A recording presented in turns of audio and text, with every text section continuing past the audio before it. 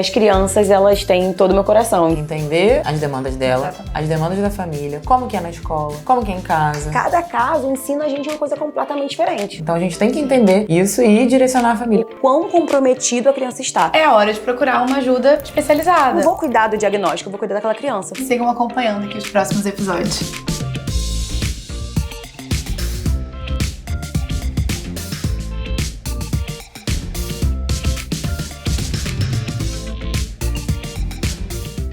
Olá pessoal, sejam muito bem-vindos ao Entre Histórias e Maturis. Esse espaço que a gente tem aqui de conversa, de um cuidado sem neura, né? Pra gente poder falar sobre assuntos que vocês têm aí de casa, trazendo aqui pra gente e ao contrário também. Exato, aqui no Espaço Maturia a gente conta não só com uma equipe para ajudar nesse processo, como também com as nossas convidadas especiais, que são profissionais que a gente confia pra caramba. E hoje a gente tá com uma super querida, a Camila Nunes, que é nutricionista materno-infantil, formada pela UFRJ, estudante de fonoaudiologia e mãe da Eva. Ai, a melhor parte é a mãe da Eva, né? Diga-se de passagem. Jurava que eu ia ser aquela mãe que falava assim, não, eu não quero perder minha identidade. Eu quero continuar sendo a Camila. Corta a cena, qualquer um que me pergunta, e aí, sobre você? Fala, meu nome é Camila, sou mãe da Eva. Então, prazer, eu sou a Camila, mãe da Eva, nutricionista materno-infantil, trabalho com a infância há mais de 10 anos e é um prazer enorme estar aqui. Hoje a gente vai conversar sobre né, um conteúdo super valioso, com orientações fantásticas que com certeza você vai conseguir aplicar aí na sua casa e é um prazer enorme estar aqui com vocês. E aí, então conta pra gente um pouquinho, como é que foi esse seu caminho até a nutrição pediátrica, como é o seu dia a dia hoje em dia nos atendimentos? Então, ó, eu sempre fui encantada pela área de gestação, assim. Eu lembro que na minha escola, assim, teve uma menina que ficou grávida na adolescência e aí eu fiquei obcecada por ela, assim, pela barriga. Eu fiquei, meu Deus, uma grávida. Porque, assim, grávida pra mim era uma coisa muito distante. E aí, uma amiga minha depois ficou grávida e eu comecei a ficar obcecada por isso de gestação. E aí, quando eu defini fazer nutrição na faculdade, acabou que eu já entrei falando, eu quero trabalhar com nutrição materno-infantil, é minha área preferida, eu amo isso. Eu lembro que, assim, eu fiz estágio numa maternidade, fiquei 1 ano trabalhando no Carmela Dutra, uma maternidade aqui no Rio de Janeiro. Um grande porte, né? Foi um concurso da prefeitura, eu fiquei 1 ano lá e eu era apaixonada, completamente apaixonada, mas me formei com 23 anos e eu tinha uma cara, assim, de 15. Aí eu falei, nenhuma mãe vai confiar em mim. Eu vou trabalhar com nutrição esportiva. Só que eu nunca parei de atender criança. Mesmo fazendo esporte, fui trabalhar no Botafogo um tempo. Olha, que legal. No clube de remo. E aí, nesse meio tempo, eu fui me apaixonando. Aí a gente estuda cada vez mais, né? E aí, nesse meio tempo, eu sempre atendi crianças. Era aquela pessoa assim, você atende crianças também? Atendo. Você não parou de estudar, então, a pediatria? Nunca parei de estudar a pediatria. E aí, assim, depois de um tempo eu falei, cara, perdi o sentido, aquele pessoal de academia me irritou, começou a me irritar, aquela história de suplemento. Aí eu falei, quer saber de uma coisa? Eu vou me definir como nutricionista materno-infantil. E aí, quanto mais eu atendia, mais eu via que eu me identificava muito mais com as crianças do que com as grávidas. Apesar de eu atender ainda grávida, amar as grávidas, achar a coisa mais incrível que um ser humano pode fazer outro ser humano. Eu acho isso sensacional. Mas, assim, as crianças, elas têm todo o meu coração. Então, aí hoje eu sou completamente apaixonada, assim. Aí mergulhei totalmente na área de pediatria e também até hoje. A gente comentou no nosso outro episódio que eu acho que toda pessoa que vai pra pediatria em algum momento já cogitou passar pelo momento gestante, né? Então a gente comentou que ambas pensaram em ser obstetras antes de pensar em ser pediatras. Ó, tá vendo, olha gente? aí, Não é só na medicina que isso acontece. Eu também, eu comecei pelas grávidas. Eu lembro que quando eu comecei a transicionar conteúdos, assim, né? Eu comecei pelas grávidas. Pra, tipo assim, ó, eu sou nutricionista agora materno-infantil. Comecei pelas grávidas, mas foi muito rápido a transição pra infância. E foi muito rápido também a transição para a seletividade alimentar.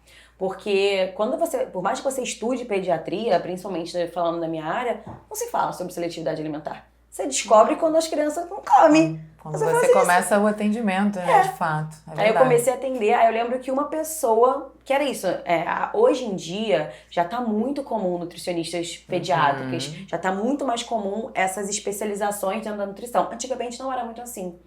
E aí eu lembro que uma pessoa me indicou uma criança E aí a criança chegou no consultório e só comia iogurte, só tomava iogurte. Aí eu, gente... Qual a idade que ela tinha? Ele tinha 4 anos e era uma criança autista. E aí, assim, não tinha nenhuma experiência com criança neurodiversa, ainda mais seletivo naquele grau, né? E aí eu tinha uma amiga que ela trabalhava ela é TO, ela é terapeuta ocupacional, e ela trabalhava num instituto. E aí eu liguei pra ela e falei, cara, estou completamente perdida. Por onde eu começo? Sim. Aí a gente conversou um pouco sobre o caso, e aí eu fui descobrir que eu falei, gente, existe um mundo paralelo aqui de crianças que não comem. Como que é Imenso, isso? né? O universo inteiro. Falei, não é só um universo, é um mundo de tratamentos e de causas e consequências e crianças que não comem. E aí eu comecei também a mergulhar muito nessa área, que foi a área que eu mais me identifiquei. E aí, cada vez mais, assim, a gente nunca para de estudar, né? Cada hora tem uma coisa nova, uma coisa diferente, um caso novo. E cada caso ensina a gente uma coisa completamente diferente. Camila, aproveitando, né, que você puxou esse link aí, define pra gente, né, assim, para o pessoal de casa entender melhor o que seria seletividade alimentar, porque a criança tem uma fase que ela começa ali, né, a não querer comer tão bem, né, Ana? Que ela fica selecionadora, né? Tipo, isso eu não gosto, Pois não, é. não quero. Para as famílias entenderem o que é seletividade de fato e o que seria o esperado para aquela faixa etária. Eu sempre brinco que, assim, na literatura, a gente não tem uma definição, é isso. Nós temos várias definições, e aí sempre que eu converso com outros professores, eu falo, você tem que pegar o que faz sentido para você. Então, assim, a seletividade, quando a gente entende que a criança precisa de ajuda, ela é definida por vários fatores, né? Então, toda criança, todo ser humano vai ter preferências alimentares.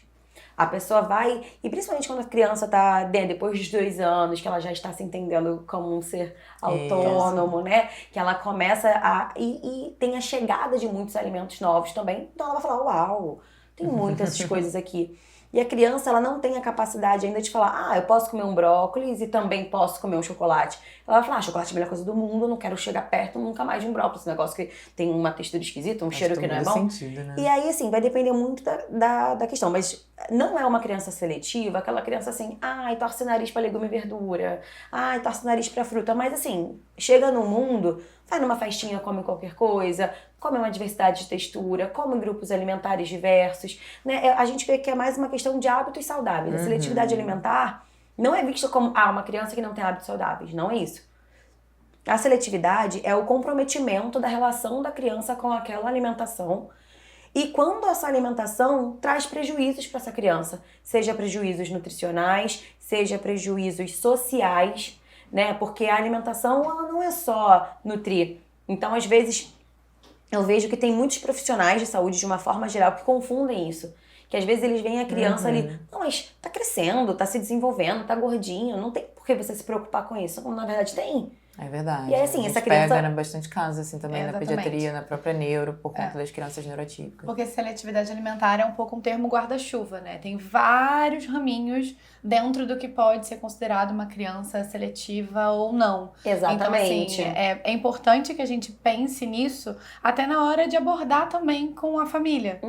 Né? Então, não adianta só falar com ela, você tem que oferecer. Mas meu filho não aceita provar. O novo é um problema. A criança tem uma questão com a coisa nova. Da onde vem essa dificuldade do provar, né? Porque exatamente. Não tem a ver necessariamente com o sabor em si. Pode ser o visual, né? Pode ser a textura, como você falou. Então, assim, de fato, a seletividade, ela não tem, tipo, um diagnóstico fechado, um termo que é isso. A gente até tem o TARI, né, que tá descrito, mas, sinceramente, eu nunca peguei uma criança que veio encaminhado de algum profissional falando...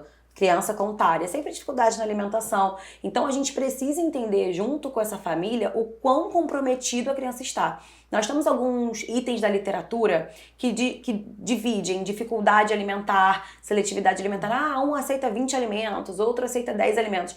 Eu sempre falo que o diagnóstico em si, ter ali dificuldade, não importa muito.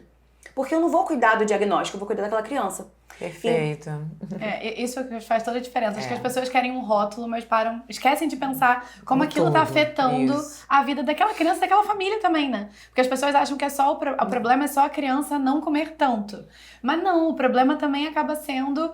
A família às vezes vai pra uma festa e não consegue oferecer nenhum alimento pra criança. A família às vezes vai viajar e não tem nada pra oferecer num restaurante, sabe? Gera um estresse generalizado, né? Às vezes, né, questões de dificuldade até para dormir, porque a família fica preocupada, ou então a criança fica com fome naquele dia, enfim, uma série de situações. Não, e assim, as pessoas acham que é isso. Ai, vai crescer desnutrido. Gente, isso é o menor, bem entre aspas, dos nossos problemas. Porque é isso. Famílias que deixam de viajar, famílias que deixam de visitar parentes, às vezes até se mudar de casa, mudar de escola. E o detalhe é que isso também vai gerar na própria criança uma ansiedade, que é muito comum, né, Camila? A gente vê crianças com seletividade alimentar e transtorno de ansiedade. Porque ela sabe que ela deveria comer, né? Porque todo mundo fala, você tem que comer, se não comer não vai crescer, né? E aí isso gera um outro transtorno. Exatamente. Então traz sofrimento. Então hoje eu defino a seletividade alimentar como tudo que traz sofrimento ou atrapalha a relação daquela criança com essa alimentação. E essa relação pode ser uma relação nutricional, pode ser uma relação afetiva e às vezes até uma relação física, né? Porque às vezes essa criança ela não tem condições físicas de se alimentar. Então seja por uma alteração orofacial ou seja por desordens sensoriais. Então a criança não dá conta das texturas do alimento, não dá conta do cheiro da comida. Cheiro também, verdade. O cheiro é uma questão, né? Que a gente ignora muito. Uma questão enorme. Então, assim, não consegue entrar no refeitório, não consegue entrar no restaurante, então ele vai precisar de um outro acompanhamento. Eu lembro até hoje de um caso que, assim, o menino não evoluía. E aí teve uma vez que eu peguei e falei assim, vou tentar uma abordagem diferente. Eu sentei com ele, peguei um monte de papel e falei assim, olha, vamos construir uma história? Vamos construir uma história, eu comecei a brincar com ele, e aí ele trouxe a demanda de uma história. E aí ele falou que era a história de um menino que não comia, né? Óbvio, né? A gente dá um pouquinho assim e eles já trazem. E aí sabe o que ele trouxe? Tinha um monstro, que era o monstro da comida, ele verbalizou isso, né, na sessão. E aí ele falava que quando o menininho comia, ele sentia o monstro dentro dele. Olha só. E aí gente, esse menino tá sentindo a digestão, porque assim, depois de um certo ponto a gente não sente mais. Então era uma questão muito interna dele, imagina. Eu falei com a família, falei, você entendeu que ele descreveu que ele sente a digestão por completo? A gente não sente. A gente não sabe até quanto esse menino sente do estômago. Eu falei, imagina você com gases, sentindo a sua barriga mexer o tempo todo. Eu falei, pode ser que é isso que ele sinta, ele né? Ele tem uma propriocepção talvez muito acentuada, né? Essa propriocepção, no caso, a percepção corporal. Exatamente. Essa sensação, né? Então é isso. Então acho que a gente não precisa de uma definição. A gente precisa olhar para aquela criança, entender a dificuldade que aquela criança está apresentando e a partir daí indicar o melhor tratamento, qual vai ser a equipe que a gente vai poder trabalhar, porque dificilmente a gente trata a seletividade sem uma equipe multi. É muito difícil. É praticamente impossível, praticamente né? impossível. Vamos falar a verdade. É praticamente impossível. E isso, acho que isso é muitas vezes ignorado, né? A necessidade não só de vários profissionais, mas também, talvez, do profissional médico, que é quem vai ter esse primeiro contato com a criança, em não subestimar as dificuldades alimentares. Porque muitas vezes, eu digo, às vezes pra você, Jana, acho que a demanda já vem um pouco maior, do tipo, meu filho é seletivo, come muito pouco. Mas pra mim, às vezes, a demanda vem como, ele tem dor na barriga, ele tem dificuldade pra fazer cocô. E aí você vai entender um pouco melhor uma criança que come uma variedade minúscula de alimentos, que tem problema com experimentar coisas novas, que verbaliza que não, eu não quero comer tal coisa. E aí você vai ver, a família também não come não. Também tem isso. Mas esse ponto a gente sempre observa que tem, geralmente, alguém ali também que não tem uma relação muito positiva.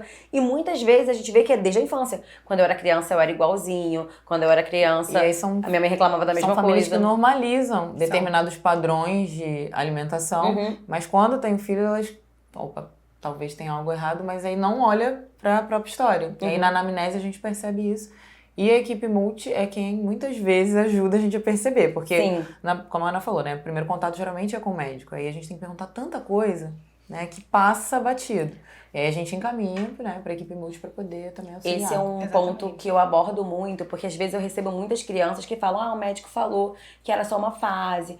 Na dúvida, encaminha. Porque assim, se já está apresentando uma dificuldade, a tendência é piorar. Né? Eu sempre falo com as famílias, o que é uma fase? Como eu sei identificar se minha criança está passando por uma fase, aquela fasezinha mais crítica dos 2 anos, ou se de fato eu tenho que ter um sinal de alerta? Fase vem e vai. Fase não dura 6 meses. Fase não dura 4 meses. Geralmente fase dura, por exemplo, hoje a criança implicou com cenoura, mas amanhã você ralou a cenoura ao invés de cortar, ela voltou a comer. não exclui todos os grupos alimentares. Por exemplo, não come nenhuma proteína, isso não é uma fase. Não come nenhum legume, isso não é uma fase. Fase assim, ficou doente, não quis comer. Normal, gente, ninguém doente quer comer, né? A gente viajou e nas férias não quis comer nada. Normal, saiu da rotina da criança, o tempero, né? Dependendo da idade, é completamente normal e esperado. Tá um pouquinho implicando, ficou aqui uns meses sem querer comer banana, mas aí eu continuei oferecendo, voltou a comer banana. Geralmente é cíclica a fase, nunca é com uma coisa só. É tipo, hoje implicou com a banana, amanhã implicou com a cenoura, aí depois implicou com o tomate, aí depois implicou com o feijão, aí depois mudando, voltou. Né? E eu acho que você falou um ponto crucial. Você continuou oferecendo. A maior parte das vezes, quando a criança implica com alguma coisa, aquela coisa, não gosta mais. Ele não aí gosta, tira da deixa pra lá, alimentação e sabe? nunca mais trazem de volta pra criança ver do que se trata. Então, gente, entendam uma coisa. Criança não tem maturidade para escolher aquilo que come. Uma criança de 4 anos, de 3 anos, ela não pode virar e falar, não vou almoçar, vou comer biscoito. E você falar, tá, então vamos comer biscoito. Por mais que haja protestos. É bem importante dizer. Porque às vezes eu falo, gente... vai ver, né? Assim, não tem Não acha que a criança não vai protestar. E às vezes eu tô dando orientação, eu falo assim, você não acha que você vai falar assim pra mim, Joãozinho, não tá na hora do biscoito, tá na hora do almoço. Ele vai falar assim, tá, mãe. Ele vai se jogar no chão, ele vai fazer um escândalo, ele vai ameaçar você de greve de fome. Vai falar, então eu não vou comer nada. Aí você vai fazer igual os pinguins de Madagascar. Sorrir e assinar, tá bom. Quando tiver fome, você come. É mais ou menos por isso. E é óbvio, assim, que tem orientações que a gente fornece para algumas famílias que não dá para fornecer para outras.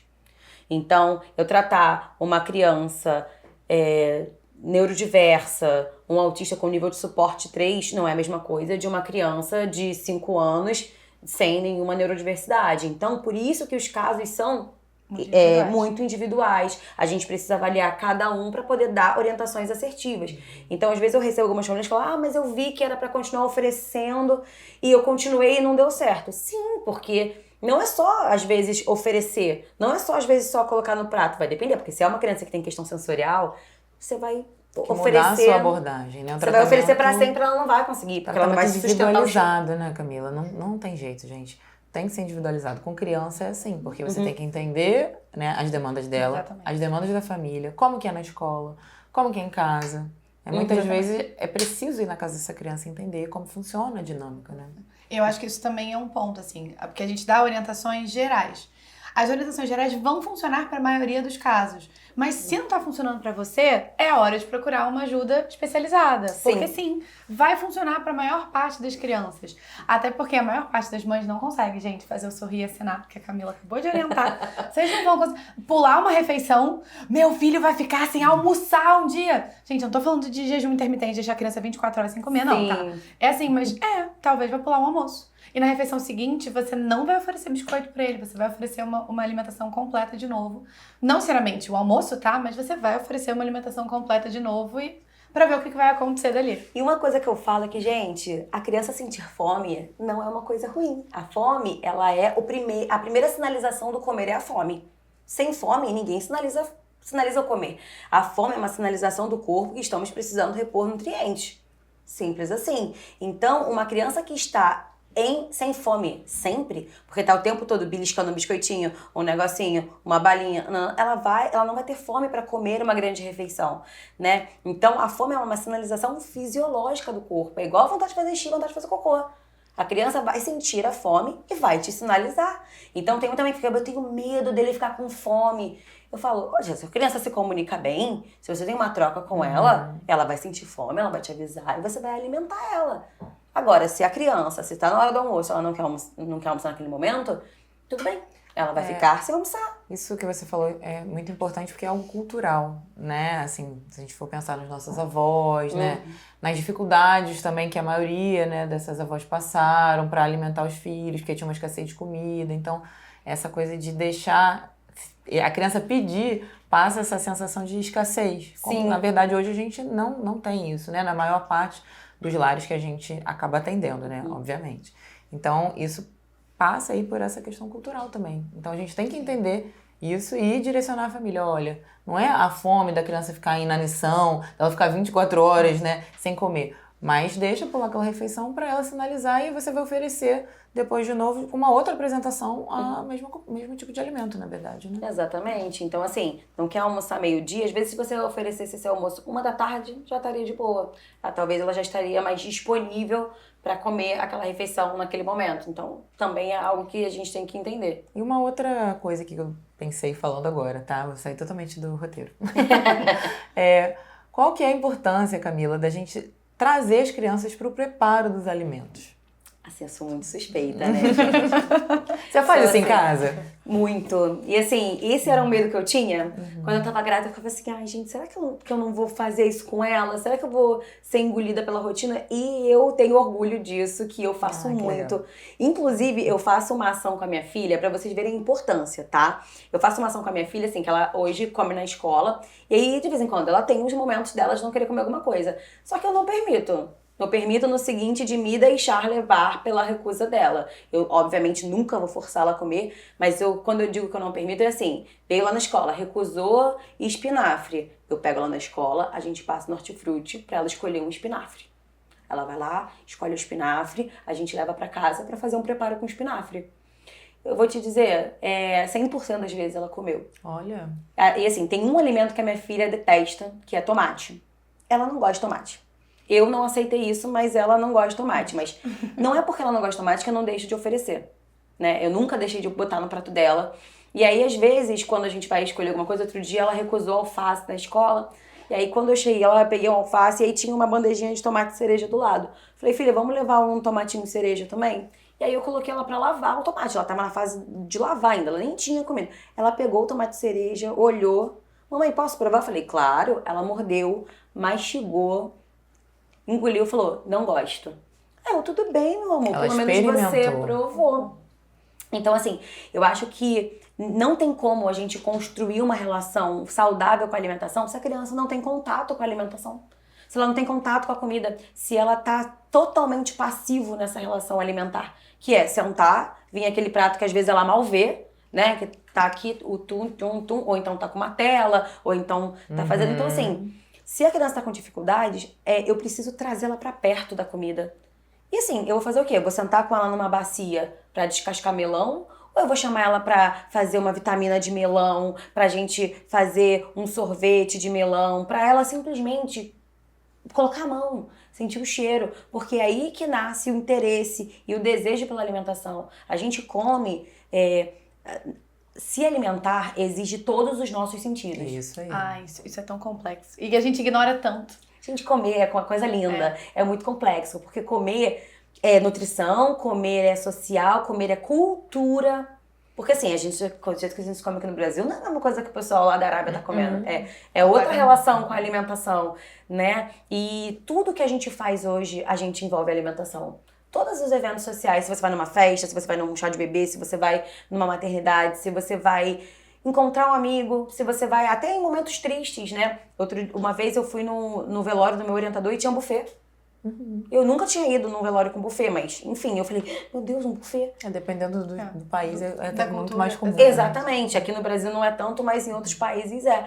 Então, trazer a criança pra comida, pra cozinha, é você dar a ela a oportunidade de experienciar a comida para além da obrigatoriedade do comer. Porque às vezes, quando a gente tem uma criança seletiva, essa criança ela chega perto da comida só de forma negativa. Porque assim, pra comer comida saudável, né? Porque quando é um bolinho, um biscoito, vai lá, come. Porque ninguém tá muito interessado em fazer a criança comer isso. Ela acaba comendo naturalmente aí, né? Dentro do desenvolvimento da infância. E aí, o que acontece? Cara, toda vez que essa comida chega perto de mim, é alguém com chinelo, é alguém me obrigando, é eu chorando, é eu não querendo e eu sendo forçado. Enquanto quando a gente tá fazendo uma receita, quando a gente tá ajudando alguém na cozinha, tá leve ali naquele momento, né? Tá divertido, vira uma coisa quase como se fosse uma atividade recreativa ali na rotina da criança. Então assim, eu sempre cozinho com a minha filha, sempre levo ela pra cozinha e no consultório eu também levo os meus pacientes pra cozinha, né? E aí às vezes eu boto o celular assim e aí eu fico com altos papos com a criança, né? Com a alta complexidade que é a escola de uma criança de 7 anos. Mas eu fico ali altos papos, que é isso, eu preciso diminuir o nível de alerta. Isso. Eu preciso brincar, o brincar flexibiliza a criança. Então a criança precisa enxergar aquilo ali como uma brincadeira. né? Então eu vejo muito assim, mas eu tenho medo dele chegar perto da cozinha. Eu falo, gente, tá bom, eu entendo que você não quer que ele chegue perto do fogão, mas assim, você não consegue pedir pra ele colocar a cenoura que você já cortou na água que tá fria ainda? Você não consegue pedir pra ele lavar o alface? Você não consegue ter uma faquinha sem Coisas serra? simples, né? São ações simples. Parece que assim, eu tô chamando a criança pra fazer Pegar uma faca, moqueca de peixe, né? cortar o peixe, Sozinha. exatamente. Uma tipo- receita super completa. Ela não vai preparar o almoço. Ela vai só ajudar em alguma Gente, ela vai só etapa. botar a batata na panela, ela vai só tirar as Pra ela, aquilo ali folhinhas do já é alface. demais, né? Já é tudo, assim. Quem não lembra, né, da infância de você ajudando a fazer um bolo, né, quebrar ovo a primeira vez? Eu lembro, eu tenho essas lembranças, assim, né? Eu tenho foto, eu tenho poucas fotos da minha infância, mas foto fazendo bolo é uma das Todo que eu mundo tenho. já fez bolo. Até hoje exatamente. faz bolo beça, né? Gente, morre aqui o bolo que eu faço bolo dessa. E fica bom. Então, assim, então eu acho que é isso, né? É você trazer a criança pro lado bom da força, né? Pra ela ter ali contato. Porque, assim, como é que eu trato uma seletividade sem comida?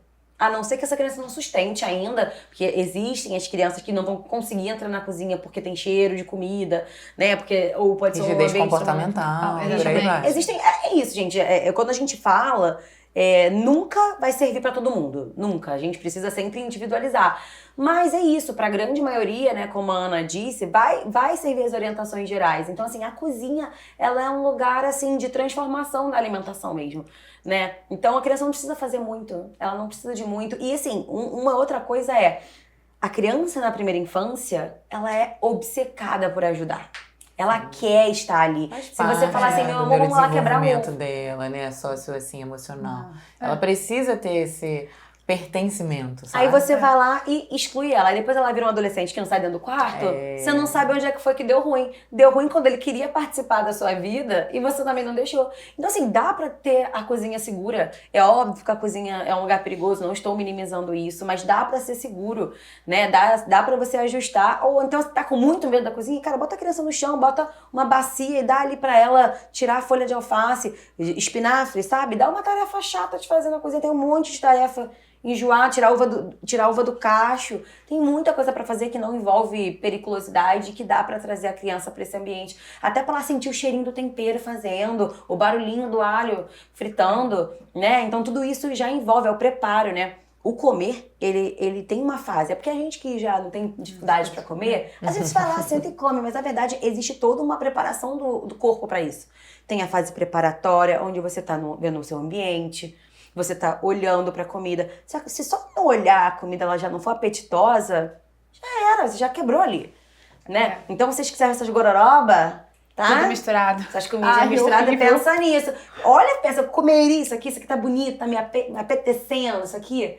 Às vezes não. Mas isso também faz a gente lembrar que, às vezes, quando a criança tá excluindo um grupo alimentar do tipo, não gosto de comer verde. Às vezes o verde tem que entrar na vida dela de uma coisa que ela gosta. Um bolo tem que ficar verde, o macarrão tem que ficar verde, a panqueca tem que ficar verde, o arroz tem que ficar verde. Pra ela ver que verde não é uma coisa ruim, sabe? É tudo a forma como a criança vai vendo todo esse processo. Apresentação, né? Exatamente, porque assim, se o verde só aparece naquele alface, e também tem isso, né, gente? Vamos temperar a comida, né? Deixar a comida apetitosa. Alface e insosso. Porque às vezes, assim, tá lá a criança já com 4 anos de idade comendo legume no vapor. Vamos temperar, vamos refogar, vamos colocar sal, vamos colocar tempero. E é isso que a Ana falou, é muito pertinente. Vamos transformar as coisas em molho e usar o lúdico, né? Nossa, é o molho do dinossauro, é o pântano do quê? Fazer o barquinho entrar de bolinho e etc. Na nossa época era do Popeye, né? Desculpa Ai, falar sim. isso, mas agora é tudo do Hulk. Eu não sei do que você tá falando. A galera não noventista aqui presente.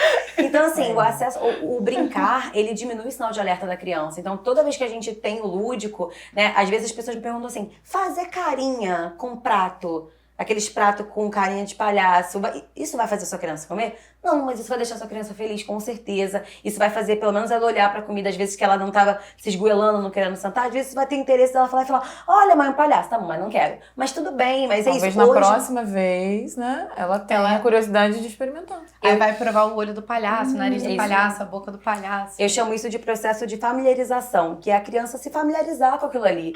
Ela, pelo menos, olhar, encostar, ter o mínimo ali de interesse. Então, é importante, ajuda a construir a relação também da criança com a alimentação. Aproveitando, né, vamos falar um pouquinho então da Eva.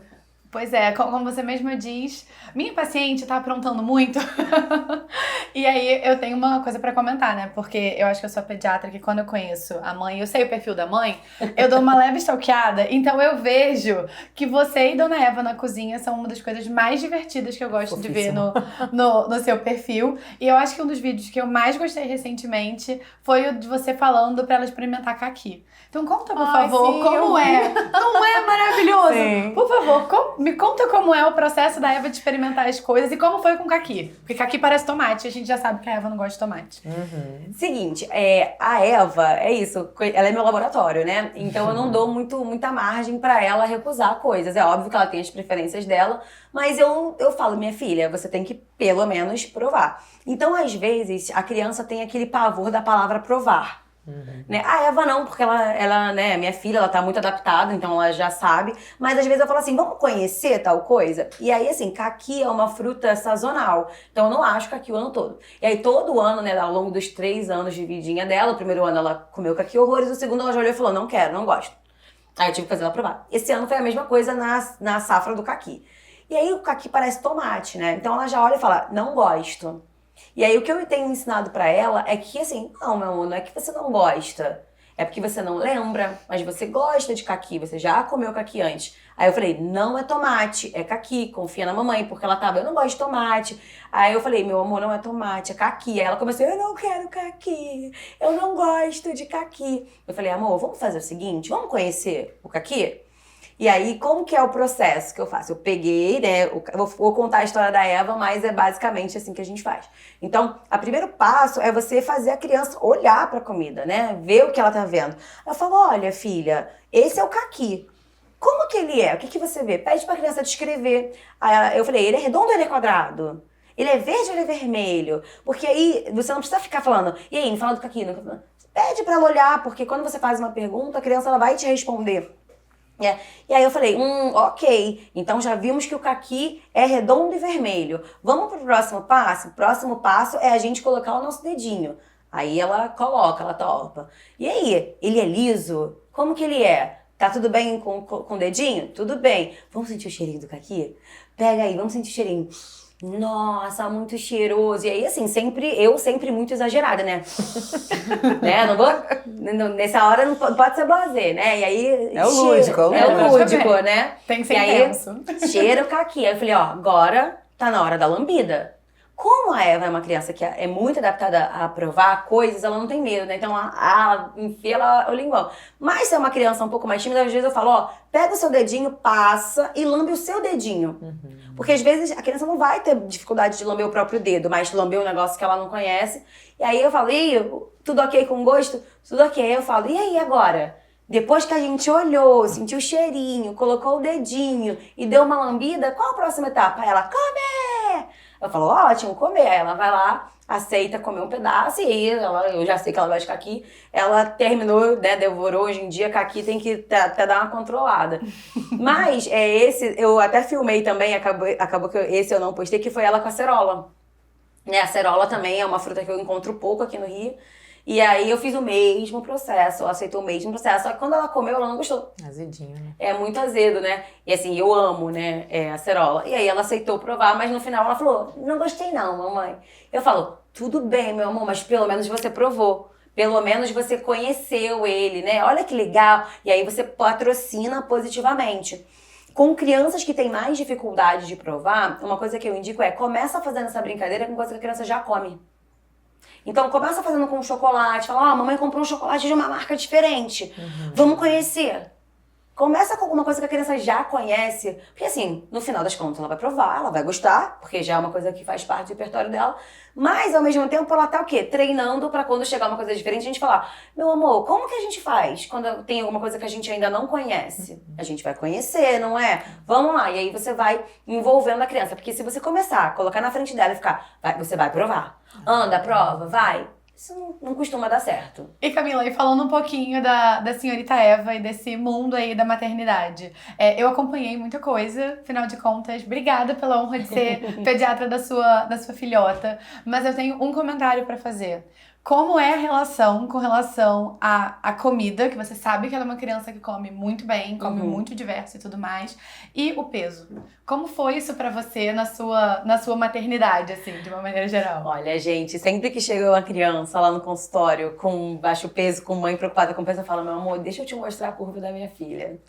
Porque assim, como eu já trabalhava muito com mães, né, eu já fui cheia das querências pra maternidade, né, cheia dos desejos, cheia das vontades. E um dos meus maiores objetivos, assim, eu digo até uma obsessãozinha da minha parte, era amamentar. E aí, assim, a Eva nasceu, foi pra UTI, então eu já tive esse primeiro baque, assim, que ela não teve a Golden Hour, né, porque ela nasceu com dificuldade respiratória.